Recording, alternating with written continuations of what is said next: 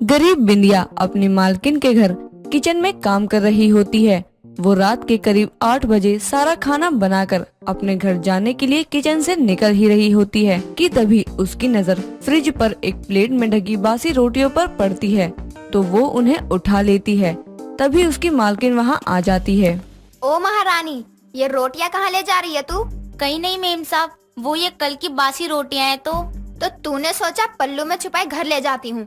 Ma'am साहब तो कुछ कहेंगी नहीं। नहीं ऐसा नहीं है, मैं तो बस ये। तुम गरीब नौकरानियों को मैं अच्छी तरह से जानती हूँ। अभी बासी रोटी ले जा रही है, कल को ताजी ले जाएगी। उसके बाद किचन से धीरे धीरे खाने का सामान गायब करने लगेगी ना। वापस रखिए रोटियाँ। पर मेम साहब। मालकिन उसकी ये बात सुने बिना ही बिंदिया पर हाथ उठा देती है। बिंदिया बिना कुछ कहे ही वो रोटियां रख कर वहाँ से चली जाती है। कुछ देर में जब अपने घर पहुँचती है तो खाट पर बैठी उसकी बीमार सास मालती उसके गालों को लाल देखकर कहती है, अरे बहू, तेरे गाल सूजे क्यों हुए हैं? तेरी मालकिन ने फिर तुझ पर हाथ उठाया है क्या? माँ जी, आपको पता है ना मेम साहब कैसी हैं, उन्हें छोटी छोटी बातों पर गुस्सा आ जाता है। अरे गुस्सा आ जाता है तो क्या अपना गुस्सा वो गरीब नौकरानी पर निकालेगी? अरे तू उसके यहाँ काम करती है तो गरीब है, गुलाम नहीं। तू छोड़ दे काम बहू। माँ जी, काम छोड़ दिया तो हम गरीब अपना गुजारा कैसे करेंगे? आप चिंता मत कीजिए, मैं ही कोशिश करूँगी कि काम करते हुए कोई गलती न करूँ। आप आराम कीजिए, मैं खाना बनाती हूँ। पति की गंभीर बीमारी के कारण मौत होने के बाद बिंदिया के परिवार में बस उसकी सास और वो रह गई थी। घर खर्च और बीमार सास की दवाइयों का खर्चा उठाने के लिए बिंदिया नौकरानी का काम किया करती थी, लेकिन उसकी मालकिन बहुत खड़ूस थी। जरा जरा सी बात पर उसे थप्पड़ लगा दिया करती थी, लेकिन पैसों के चलते बिंदिया वो काम नहीं छोड़ सकती थी। एक रोज रविवार के दिन उसका दूर का भाई दिनेश उसके घर आता है। अरे भैया, तुम आओ ना, बैठो। कैसी है बिंदिया? बहुत दिन हो गए थे तेरे से मिले, तो सोचा आज तेरे घर आ जाऊं। नमस्ते माँ जी। जीता रहे बेटा। अब तू आया है तो अपनी बहन को थोड़ी अक्ल दे, वरना मुझ बीमार सास से पहले ये काम करते हुए निपट जाएगी। माँ जी, आप भी ना। भैया, आप बताओ क्या खाओगे? आपकी एक गरीब बहन आपको 56 भोग तो नहीं खिला सकती, लेकिन जो बन पड़ेगा जरूर बनाऊंगी। अरे बहना, मुझे 56 भोग का कोई लालच नहीं है, बस तू अपने हाथ की आलू कचौरी खिला दे। जी भैया, मैं अभी बनाती हूँ। बिंदिया आलू कचौड़ी बनाने की तैयारी करती है तो दिनेश मालती से बात करने लगता है, तो उसे पता चलता है कि गरीब बिंदिया काम के चक्कर में अपनी मालकिन का अत्याचार सहती है। कुछ देर में बिंदिया गर्मा गर्म कचौड़ी दिनेश को देती है, जिसे खाते ही दिनेश कहता है, तुम्हारे हाथ की आलू कचौरी किसी पकवान से कम नहीं है बिंदिया। मन करता है खाते ही जाऊं, खाते ही जाऊं, खाते ही जाऊं। ये तो सही कह रहा है बेटा तू। बहू तो हर चीज स्वाद की बनाती है, लेकिन इसके हाथ की कचौड़ियों का स्वाद लाजवाब है। बिंदिया, जब तुम्हारे हाथ में इतना अच्छा हुनर है तो तुम्हें नौकरानी का काम करने की क्या जरूरत है? अपना खुद का कोई काम शुरू करो ना। भैया, हम गरीब के लिए इतना आसान नहीं है किसी भी काम की शुरुआत करना, और वैसे भी काम करूंगी भी क्या मैं? इन स्वादिष्ट कचौरियों को बेचो। लोग ऐसी चटपटी चीजें खाना बहुत पसंद करते हैं। अगर तुम्हारी कचौरियाँ लोगों को पसंद आ गई, इससे तुम्हारा हुनर ही नहीं, तुम्हारी आमदनी का साधन भी हो जाएगा। उसकी कही बात से मालती भी सहमत होती है, लेकिन बिंदिया लगा लगाया काम छूट जाने के डर से मना कर देती है। समय बीतता है। एक दिन बिंदिया की मालकिन उसे काम करते हुए बर्तन टूट जाने पर बहुत सुनाती है और काम पर आने से ही मना कर देती है, जिसके कारण बिंदिया को समझ नहीं आता कि अब वो इस गरीबी की हालत में करे तो क्या करे। तो उसे अपने भाई की कही बात याद आती है, तो वो अपनी सास से बात करके अपने किसी जान पहचान वाले से कुछ पैसे उधार लेकर कचौड़ियाँ बनाकर उसे बाजार में बेचने का काम शुरू करती है और अपने ठेले के पास खड़ी होकर आवाज लगाती है, आओ आओ, गरम गरम आलू की कचौड़ी खाओ। बहन जी, कचौड़ी खाकर देखिए, ज्यादा महंगी नहीं है और स्वादिष्ट भी है। अरे अरे, सुनिए तो। लोग उसकी बात सुनते तो जरूर हैं, लेकिन कोई उसकी कचौड़ियाँ नहीं खरीदता। पूरे दिन बाजार में रहने के बाद निराशा से घर लौट जाती है। तभी उसकी सास कहती है, बहू क्या हुआ, कचौड़ियाँ बिकी की नहीं? माँ जी, बाजार में कितने ही कचौड़ियों के ठेले हैं, तो भला लोग मेरी बनाई कचौड़ी ही खाना क्यों पसंद करेंगे? मुझे तो समझ ही नहीं आ रहा है, मैं करूँ भी तो क्या करूँ? बहू, तू निराश क्यों होती है? दिक्कत तो शुरू में हर काम में आती है, और फिर हम गरीबों के पास आस लगाए रखने के अलावा और कोई रास्ता भी नहीं होता। भगवान हम गरीबों को ही इतने कष्ट क्यों देता है? माँ जी, पहले तो इनको बीमारी के चलते हमसे छीन लिया, घर चलाने के लिए जैसे तैसे वो काम किया था, लेकिन मालकिन ने उस दिन के बाद से काम पर आने को मना कर दिया। अब कचौड़ियाँ बेचने का काम शुरू करने के लिए भी पैसे कहीं से उधार लिए हैं, तो मेरी कचौड़ियाँ भी नहीं बिक रही। ऐसे रहो तो मैं उधार कैसे चुकाऊंगी। बहू शांत हो जा, भगवान पर भरोसा रख और इतनी जल्दी हार मानने से कुछ नहीं होगा। चल अब ये बची हुई कचौड़ियाँ खाकर ही अपना पेट भर लेते हैं। निराश गरीब बिंदिया अपनी सास की कही बात समझ जाती है, जिसके बाद दोनों सास बहू वही कचौड़ी खाकर सो जाती हैं। अगले दिन बिंदिया फिर से ताज़ी कचौड़ियाँ और हरी चटनी बनाती है, लेकिन वो बाजार ना जाकर नुक्कड़ पर ही अपनी कचौड़ी का ठेला लगाती है। वो आवाज लगाकर लोगों को बुलाती है। तभी एक बच्चा उसकी दुकान पर आता है और एक प्लेट कचौड़ी खाकर साथ ही घर ले जाने के लिए पैक भी करवाता है और बिंदिया को पैसे देकर चला जाता है। बिंदिया पहले ग्राहक को देखकर बहुत खुश होती है। अगले दिन वही बच्चा वहाँ उसके ठेले पर फिर आता है। इस बार उसके साथ एक औरत भी आती है जो कहती है, ये कचौड़ी का ठेला आपका है? जी जी, ये आपका बच्चा है क्या? कल ये यहाँ से कचौड़ियाँ लेकर गया था। हाँ, वो कचौड़ियाँ मैंने भी खाई थी, बहुत स्वादिष्ट और चटपटी थी। एक काम कीजिए, आप 4 प्लेट पैक कर दीजिए और हाँ, हरी चटनी ज्यादा डालिएगा। उसके साथ कचौड़ी खाने का मजा कुछ और ही है। जी जी, अभी देती हूँ। इतना कहकर बिंदिया 4 प्लेट कचौड़ी पैक करके उस औरत को दे देती है और वो औरत पैसे देकर वहाँ से बच्चे के साथ चली जाती है। जिसके कुछ देर बाद 2 और आदमी उसके ठेले पर कचौड़ी खाने के लिए आते हैं। उस दिन बिंदिया की बनाई कचौड़ियाँ बिकने से उसकी कुछ कमाई हो जाती है। इस तरह समय बीतता है और रोज गरीब बिंदिया की कुछ कचौड़ियाँ तो बिक जाती, बाकी बची हुई कचौड़ियाँ वो और उसकी सास रात को खाकर सो जाया करते। जिसके बाद एक दिन ऐसा भी आता है जब उसकी बनाई सारी कचौड़ियाँ बिक जाती हैं। इस तरह धीरे धीरे लोग उसे गरीब कचौड़ी वाली के नाम से जानने लगते हैं। एक रोज एक आदमी फोन पर बात करते हुए उसकी दुकान पर आकर कहता है, हाँ हाँ भाग्यवान, मैंने अपने कानों से सुन ली, कचौड़ी गरीब कचौड़ी वाली के यहाँ से ही लेनी है। अरे मैं उसके ठेले पे पहुँच गया हूँ, अब फोन काट के परे भी रख दो। बोलिए साहब, कचौड़ी खानी है या पैक करनी है? 1 प्लेट खानी है और 2 प्लेट पैक कर दो। ठीक है। इतना कहकर बिंदिया 1 प्लेट कचौड़ी उस आदमी को खाने के लिए देकर अपना काम करने लगती है। तभी कचौड़ी खाकर वो आदमी कहता है, ओहो वाह, क्या स्वाद है, मुझे तो मजा ही आ गया। जब भी मेरी भाग्यवान मुझे गरीब कचौड़ी वाली के यहाँ से कचौड़ी लाने की जिद कर रही थी। आप जैसे ग्राहकों के कारण ही मेरी कचौड़ियों का ठेला चलता है। मेरी बनाई कचौड़ियाँ लोगों को पसंद आ रही हैं, ये सुनकर अच्छा लगता है। वो बोल ही रही होती है कि तभी उसे सामने से उसका भाई दिनेश आता हुआ दिखाई देता है। वो आदमी कचौड़ियाँ लेकर वहाँ से चला जाता है। तभी दिनेश बिंदिया को ये काम करते देख खुश होकर कहता है, तो आखिर में तुमने सही फैसला ले लिया मेरी बहना। मैंने तो बस फैसला लिया था, सही साबित तो वो अब हुआ है। भैया आओ भैया, घर पर तो तुमने अपनी बहन के हाथ की कचौड़ी खाई है, यहाँ तुम इस गरीब कचौड़ी वाली की बनाई कचौड़ी चखो। हाँ हाँ, क्यों नहीं। तभी बिंदिया उसे एक प्लेट में 2 कचौड़ियों के साथ चटनी परोसकर देती है। इस तरह गरीब कचौड़ी वाली कचौड़ियाँ बेचकर ही अपना और अपने परिवार का गुजारा चलाया करती। काजल एक बहुत ही सुंदर, सुशील और समझदार लड़की थी। उसके घर में सिर्फ उसकी माँ नीलम ही थी, जो कि काफी बीमार रहा करती थी। उसके पिता की मृत्यु के बाद घर और अपनी माँ की देखभाल की सारी जिम्मेदारियां काजल के सर पर आ गई थी, जिसके चलते वो कुछ काम करने का सोचती है और अपनी माँ के पास जाकर उनसे बात करती है। माँ आपकी तबीयत कैसी है? बेटा मैं ठीक हूँ, तू बता, तूने कुछ खाया? हाँ माँ, लेकिन हमारे पास अब ज्यादा जमा पूंजी नहीं बची, हमें कुछ ना कुछ तो करना होगा।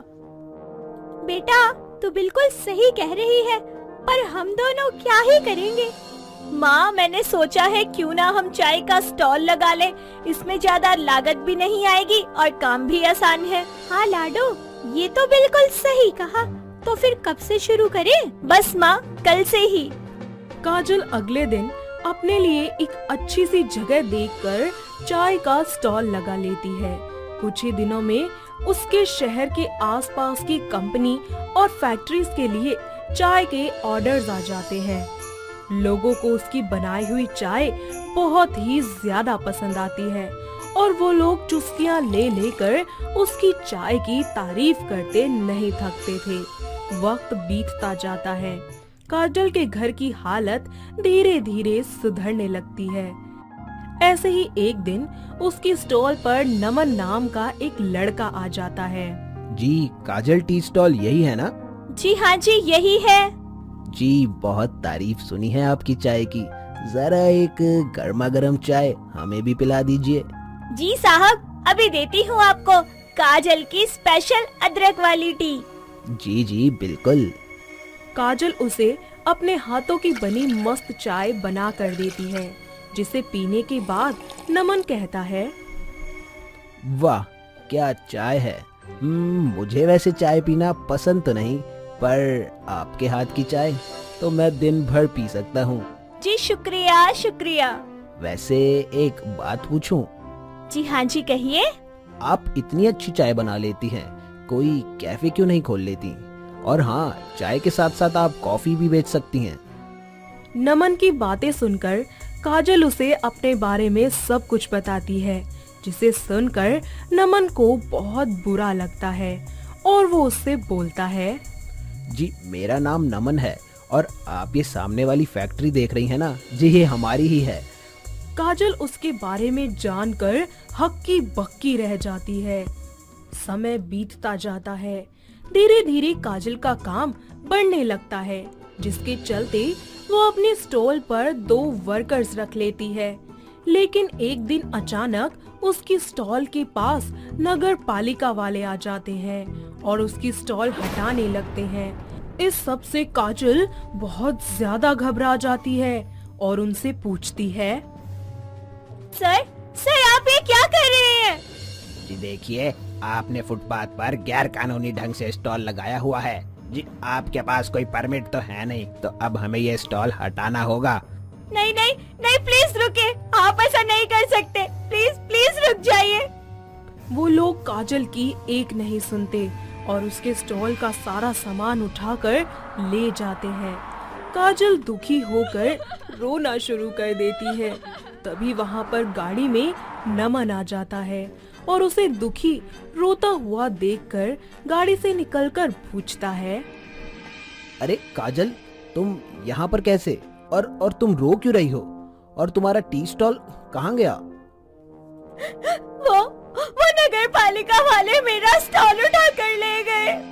नमन उसे लेकर नगर पालिका के दफ्तर में जाता है और वहाँ अपनी जान पहचान की मदद से काजल का स्टॉल उसे वापस दिला देता है, जिससे वो काफी ज्यादा खुश हो जाती है और उससे कहती है, नमन तुम्हारा बहुत बहुत शुक्रिया। तुम नहीं होते तो आज पता नहीं क्या होता। आज तुमने मेरी बहुत बड़ी मदद की है। Thank you so much. अरे काजल, तुम भी ना। अरे दोस्ती में no sorry no thank you. अरे हम दोस्त कब बने? अरे पगली, जब हम मिले थे। वक्त बीतता जाता है। काजल और नमन की दोस्ती गहरी होती जाती है। दोनों अक्सर साथ में कभी कभी बाहर जाते, घूमते फिरते, मूवीज देखते। धीरे धीरे उन दोनों की दोस्ती प्यार में बदल जाती है और दोनों शादी करने का फैसला करते हैं।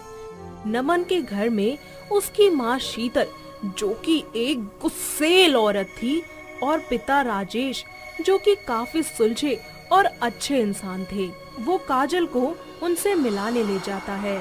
माँ जी, पापा जी, कहाँ हैं आप? अरे मुझे आपको किसी से मिलवाना है। अरे क्या है, क्यों चिल्ला रहा है? अरे इससे मिलिए, ये है काजल। अरे बेटी, क्या मैंने तुम्हें पहले कहीं पर देखा है? हाँ जी अंकल, आपकी फैक्ट्री के सामने जो चाय का स्टॉल है वो मेरा ही है। अरे हाँ, पर नमन, तुम इसे यहाँ क्यों लाए हो? पापा, वो दरअसल बात ये है कि मैं इससे बहुत प्यार करता हूँ और इससे शादी करना चाहता हूँ। क्या तू इससे शादी करना चाहता है, इस चाय वाली से? शीतल रुको। नमन, तो तुम इससे सच में प्यार करते हो? बेटी जरा तुम यहाँ आओ, तुम बताओ। जी अंकल, मैं और नमन एक दूसरे से बहुत प्यार करते हैं और मैं नमन के सिवा किसी से शादी नहीं करना चाहती। ठीक है, तो फिर हमारे बेटे की शादी तुमसे ही होगी बिटिया। काजल और नमन दोनों ही अपने परिवार की सहमति के साथ एक दूसरे से शादी कर लेते हैं। ऐसे ही एक दिन काजल का बर्थडे होता है। और नमन अपनी बीवी की आंखों पर पट्टी बांधकर उसे सरप्राइज देने के लिए अपने साथ द कैफे साइड नाम की जगह पर ले जाता है और काजल की आंखों की पट्टी हटाता है। सरप्राइज! ये सब क्या है नमन? ये है तुम्हारा खुद का कैफे जहाँ तुम अपने सारे सपने पूरे करोगी। थैंक यू नमन, तुमने मुझे बहुत अच्छा सरप्राइज दिया है। अरे बाबा, तुम्हारी खुशी से ज्यादा कुछ भी नहीं है। अरे तुम्हारी इस मुस्कान के लिए तो ऐसे 10 कैफे खुलवा दूंगा। उसके बाद काजल अपने कैफे के काम में बिजी हो जाती है। कुछ महीने बीत जाते हैं। उसका कैफे पूरे शहर में मशहूर हो जाता है। तो वहीं अचानक नमन के बिजनेस में काफी भारी नुकसान होता है और कारोबार मंदा पड़ जाता है और वो बैंक से लिया लोन भी नहीं चुका पाता। ऐसे ही एक दिन बैंक के कुछ कर्मचारी उनके घर आते हैं और नमन दरवाजा खोलता है। जी नमस्कार नमन जी, हम बैंक से आए हैं जहाँ से आपने लोन लिया है। नमस्कार जी, आइए बैठिए। बताइए कैसे आना हुआ? जी दरअसल नमन जी, बात यह है कि बैंक ने हमको आपके पास लास्ट वार्निंग देने के लिए भेजा है कि आपने अगर लोन की सारी रकम नहीं चुकाई तो बैंक को आपकी सारी प्रॉपर्टी को नीलाम करना होगा। तभी वहाँ काजल आ जाती है और उन सब की सारी बातें सुन लेती है। नमन क्या हुआ? सब ठीक है ना? ये लोग यहाँ क्यों आए थे? और माँ जी आप इतना परेशान क्यों हैं? नमन काजल को सारी बात सच सच बताता है, जिसके बाद काजल कहती है, क्यों ना मैं अपना कैफे बेच दूं? उससे जो पैसे आएंगे उससे हम अपना घर और बिजनेस दोनों बचा लेंगे। नहीं काजल, मैं ऐसा नहीं कर सकता। अरे ये तुम्हारा पहला कैफे है और मैं इसे नहीं बेचूंगा। कोई बात नहीं नमन, कैफे चला गया तो दोबारा आ जाएगा, लेकिन इस वक्त हमारे घर और बिजनेस को बचाना हमारे लिए सबसे ज्यादा जरूरी है। नमन काजल की बात मानकर कैफे बेचकर अपना बिजनेस और घर दोनों बचा लेता है। थोड़े ही समय बाद उसका बिजनेस फिर से ऊंचाइयां छूने लगता है। फिर सब मिलकर एक साथ खुशी खुशी रहने लगते हैं। सुखदेव शाम के समय अपने काम से लौटता है तो देखता है कि उसकी बेटी चंदा पढ़ाई कर रही होती है। सुखदेव को घर में आया देख उसकी पत्नी मीना चंदा को टोकते हुए बोलती है, अरे पढ़ती ही रहेगी या थके हारे आए अपने बाबा को पानी भी देगी? बाबा आप कब आए? अब किताबों से ध्यान हटे तो तुझे तेरे बाबा के आने का पता चले ना। मानो पढ़ने ना बैठी हो, किताबों में डूब गई हो, आसपास की कोई खबर ही नहीं है। हाँ तो अच्छा ही है ना, इस गरीब की बेटी ना पढ़ लिख कर अपने माँ बाप का ही नाम तो रोशन करेगी। बिल्कुल बाबा, देखा माँ, बाबा सब जानते हैं। हाँ हाँ, तुझे और तेरे बाबा को ही सब पता है ना, तेरी माँ तो अनजान है। जा अब पानी ले आ। अभी लाती हूँ। चंदा मटके से एक गिलास पानी निकालकर सुखदेव को दे देती है और फिर से पढ़ाई करने बैठ जाती है। चंदा एक गरीब परिवार में पली बढ़ी थी। उसका एक बड़ा भाई भी था जो पढ़ाई के लिए अपने मामा के यहाँ रहता था। चंदा भी 12वीं कक्षा में थी और पूरी मेहनत और लगन के साथ पढ़ाई किया करती। एक रोज वो अपनी सहेली रूपल के साथ स्कूल से लौट रही होती है। तभी रूपल चलते चलते नोट्स पढ़ रही थी तो चंदा उससे कहती है, रूपल ये कैसे नोट्स हैं? मुझे भी दिखाना। बिल्कुल नहीं, ये नोट्स मुझे ट्यूशन से मिले हैं, बोर्ड एग्जाम के लिए बहुत जरूरी है ये। हाँ तो मुझे भी तो एग्जाम देने हैं, एक बार दिखा तो सही। कहाना नहीं, पिछली बार तुझे अपने ट्यूशन के इंग्लिश वाले नोट्स दिए थे, फिर क्या हुआ था? क्लास में सबसे ज्यादा इंग्लिश में नंबर तेरे आए थे। नोट्स देने के लिए तूने भी तो मुझे 50 रुपए की चाट खिलाने को कहा था और मैंने पैसे न होने पर भी तुझे चाट खिलाई थी, भूल गई तू? हाँ भूल गई। देख, तुझे नोट्स चाहिए तो तू भी मेरे और दूसरे बच्चों की तरह ट्यूशन ले ले। कैसी बातें कर रही है? तुझे पता है ना मेरे माँ बाबा गरीब हैं। वैसे ही मेरे बड़े भाई की पढ़ाई के लिए उन्हें पैसे मामा के पास भेजने पड़ते हैं और फिर मेरी कॉपी किताबें खरीदने का खर्चा, उसके अलावा घर का खर्चा, इन सब के बाद भी अपने माँ बाबा से ट्यूशन पर पैसे खर्च करने को कैसे कह सकती हूँ? हाँ तो बस क्लास में जो पढ़ाया जाता है उसे पढ़कर ही बोर्ड एग्जाम की तैयारी कर। मैं कोई मदद नहीं करने वाली तेरी इस बार। हाँ रूपल सुन तो। रूपल चंदा की बात को अनसुनी करके वहाँ से चली जाती है। चंदा को इस बात का बहुत बुरा लगता है और वो अपने घर की ओर बढ़ जाती है। समय बीतता है। एक रोज चंदा अपनी माँ के साथ नए सत्र की किताबें खरीदने दुकान जा रही होती है, तो रास्ते में उसकी पड़ोसन अलका सब्जी का थैला लिए उन्हें मिल जाती है, जो मीना को टोकते हुए बोलती है, अरे कहाँ चल दी माँ बेटी की सवारी? जरा किताबों वाली दुकान पर जा रहे हैं, कुछ किताबें रह गई थी ना इसकी, वही लेने के लिए। अरे मीना, पढ़ाई लिखाई में का धरो है, तू तो जाको घर बसाने की सोच। अरे अलका बहन, अभी मेरी चंदा बहुत छोटी है, 12वीं में तो पढ़ती है। अरे तो मैंने कौन सा अभी बियाह करने की बात कह दी? मेरो मतलब है रिश्ता विस्ता अभी से देखनो चालू कर दे और पढ़ाई लिखाई में पैसों न फूक कर दहेज के लाने बचत कर ले। ओहो आंटी, कुछ गिर गया है। हाय दैया, का गिर गयो? आपकी सोच, समय मिल जाए तो उठा लेना। चलो माँ, मुझे घर जाकर परीक्षा के लिए पढ़ना भी है। इस तरह चंदा अलका को करारा जवाब देकर अपनी माँ के साथ वहाँ से चली जाती है। कुछ ही दिनों में चंदा के बोर्ड के एग्जाम आने वाले थे, जिसके लिए वो खूब पढ़ाई भी कर रही थी। एक रोज जब वो पढ़ रही होती है, तभी उसके बाबा घर लौटते हैं, तो लिखते हुए अचानक उसका पेन खत्म हो जाता है और वो सुखदेव से कहती है, बाबा थोड़े पैसे दो ना, 2-4 पेन लेने हैं और गणित के अभ्यास के लिए ज्योमेट्री बॉक्स भी लेना है। पैसे? बेटी, महीने का आखिरी चल रहा है, अभी एक पेन ही ले लेना, बाकी की चीजें बाद में खरीद लेना। ठीक है बाबा, आप पेन के लिए ही पैसे दे दो। सुखदेव उसे जेब से एक 20 का नोट निकालकर दे देता है। तभी अचानक लाइट चली जाती है, तो उसकी माँ मोमबत्ती जलाती है और चंदा उदास होकर कहती है, ये कोई समय है लाइट जाने का? अभी मुझे याद भी करना है। अरे कितनी चिंता कर रही है, लाइट आ जाएगी। चिंता तो करेगी ना, 12वीं की परीक्षा जो करीब है। भगवान, बस मेरी गरीब बेटी की ना परीक्षा में ना उस पे अपना आशीर्वाद बनाए रखना। बाबा पता नहीं मैं एग्जाम अच्छे से दे पाऊंगी या नहीं। तू ऐसा क्यों कह रही है? क्योंकि बच्चों ने स्कूल के अलावा ट्यूशन भी लिया है, उनकी तैयारी मुझसे अच्छी होगी, ऐसे में मैं उनसे पीछे रह गई तो क्या हुआ बेटी, सब अपने अपने लिए मेहनत कर रहे हैं और तू भी अपने लिए मेहनत करेगी ना। और तू जितनी मेहनत कर रही है ना, मुझे पता है परीक्षा में ना अच्छा ही करेगी तू। हाँ, इसीलिए बिना बात की चिंता मत कर। जितनी चिंता चंदा को अपने एग्जाम को लेकर थी, उससे कहीं ज्यादा चिंता उसके गरीब माँ बाप को थी। उन्होंने उस वक्त तो चंदा को समझा दिया, लेकिन जब भी वो कभी अकेले होते तो अपनी गरीबी के कारण चंदा को अच्छे स्कूल ना भेज पाने और बाकी बच्चों की तरह उसके ट्यूशन का खर्चा ना उठाने में खुद को लाचार मानकर निराश हुआ करते। बीतते समय के साथ चंदा पूरी लगन से पढ़ने में ध्यान लगाती है। एक रोज वो स्कूल से लौटती है तो सुखदेव को अपना एडमिट कार्ड दिखाती है, जिसमें परीक्षा की तारीख और परीक्षा केंद्र का पता होता है, जिसे पढ़कर सुखदेव बोलता है, ये जगह तो यहाँ से बहुत दूर है बिटिया। हाँ, मैडम ने भी यही कहा, लेकिन सभी बच्चों का परीक्षा केंद्र यही है। हम तो यहाँ सुदूर इलाके में रहते हैं और इतनी दूर परीक्षा केंद्र में ना कोई सीधी बस भी नहीं जाती। तो क्या मैं अपने एग्जाम नहीं दे पाऊंगी बाबा? अरे नहीं नहीं बेटा, ऐसा क्यों कहती है?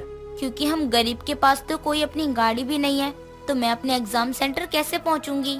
बिटिया तू चिंता मत कर, मैं कुछ इंतजाम करता हूँ। परीक्षा केंद्र दूर पड़ने के कारण सुखदेव को भी चिंता होने लगती है। चंदा के एग्जाम से कुछ ही दिन पहले सुखदेव अपने पड़ोसी से उसका स्कूटर मांगता है और पड़ोसी भी हाँ कर देता है, तो सुखदेव चिंता मुक्त हो जाता है। दिन बीतते हैं और चंदा के एग्जाम का दिन आता है। वो घर के मंदिर में पूजा करके अपने माँ बाबा के पैर छूकर आशीर्वाद लेती है और फिर सुखदेव के साथ स्कूटर के लिए पड़ोसी के घर जाती है, तो वहाँ अलका के पति की जगह अलका खुद होती है। क्या बात है रही, सुबह सुबह मेरे दरवाजे पर आ गए। वो भाई साहब का स्कूटर चाहिए था, उन्होंने कहा था ले जाने के लिए। का स्कूटर? पर स्कूटर तो घर में खराब पड़ो है, ये खुद किसी और की गाड़ी में बैठकर काम पर गए हैं। क्या बाबा, मेरे एग्जाम का क्या होगा? अरे एग्जामन को देकर भी का हो जाओगो हैं? चंदा रोने लगती है। तभी सुखदेव कुछ देर में किसी जान पहचान वाले से साइकिल लेकर आता है और चंदा को उसके पीछे बैठाकर परीक्षा केंद्र तक पहुंचने के लिए निकल पड़ता है। वो लगातार 2 घंटे तक साइकिल चलाता है और एग्जाम शुरू होने से 10 मिनट पहले एग्जाम सेंटर पहुंचता है। तब तक गार्ड गेट बंद कर रहा होता है, तो दोनों भागते हुए अंदर जाने लगते हैं। तभी गार्ड उन्हें रोकते हुए कहता है, एग्जाम रिपोर्टिंग का समय ना समाप्त हो चुका है। अब ये 10 मिनट में एग्जाम शुरू हो जाएगा। अभी आप लेट है। अंकल जाने दीजिए, अभी भी 10 मिनट है। जाने दो भाई, गरीब की बेटी का एग्जाम है। अगर ये नहीं दे पाई ना एग्जाम तो उसकी पूरी मेहनत खराब हो जाएगी। जाने दो, कृपा करके जाने दो इसे। गार्ड गेट खोल देता है और चंदा भागते हुए अंदर जाती है और समय पर पहुंचकर अपना एग्जाम देती है। और फिर इसी तरह से वो एक एक कर बाकी के बचे एग्जाम भी अच्छे से देती है और फिर अपने रिजल्ट आने का इंतजार करती है।